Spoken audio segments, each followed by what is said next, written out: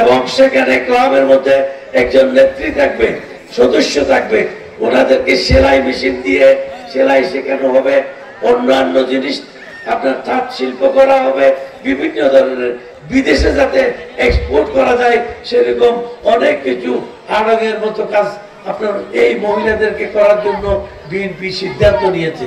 ভাইরা আমার, বন্ধুরা আমার, এর সাথে সাথে যুবকদের জন্য নেওয়া হয়েছে, বেকার যুবকদের বেকার ভাতা দেওয়া হবে, যেগুলি 1 কোটি যুবককে বেকার ভাতা দেওয়া হবে।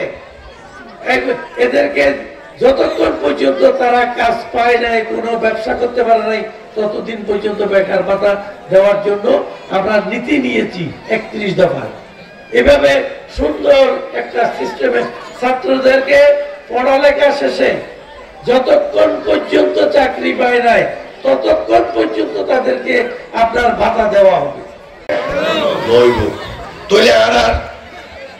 দলের নেতা তারেক রহমান এই মাহবুবুল্লাহরে ভবিষ্যতে যদি বিএনপি ক্ষমতা চাইয়ে তারা গরিব বই যেন রোজগার করি পারে, তারা যেন কর্মহীন না থাকে, তারা বিভিন্ন ট্রেনিং দি নিজরে এই 2 হাতের স্বাবলম্বী করিবার লাই বিভিন্ন পদক্ষেপ লইয়ে জিনার প্রধান অতিথি শাহজাহান চৌধুরী বক্তৃতার হইব।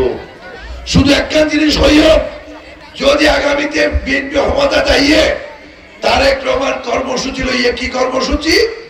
Smart card.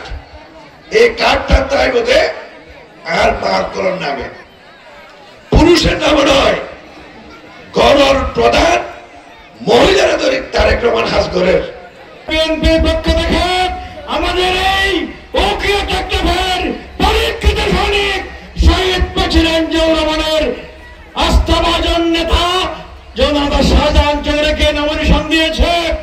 আমরা এই বিএনপি হচ্ছে এই বাংলাদেশের সাধারণ মানুষের পরীক্ষিত দল। বিএনপি যখন ক্ষমতায় যায় সকল ধর্মের বর্ণের মানুষের অধিকার প্রতিষ্ঠিত হয়। দশটা পর্যন্ত কষ্ট করে তাকিয়ে শাহজাহান চৌধুরীর দানের শেষের ব্যক্তি ইম্পি বানায় তারেক রহমানের উপহার গণতন্ত্র প্রতিষ্ঠা করে বলে আমাদের এই লক্ষ্যকে সফল করার জন্য আমরা যথাযথ চেষ্টা করব। উখিয়া উপজেলা মহিলা দল এবং রত্নপালং ইউনিয়ন মহিলা দল 7 নং ওয়ার্ড, এই রত্নপালং ইউনিয়নের 7 নং ওয়ার্ড মহিলা দল আমরা সবাই মিলে আজকে ওয়াদা করব এবং আমরা এই লক্ষ্যে সবাই আগামীকাল থেকে মাঠে নামবো।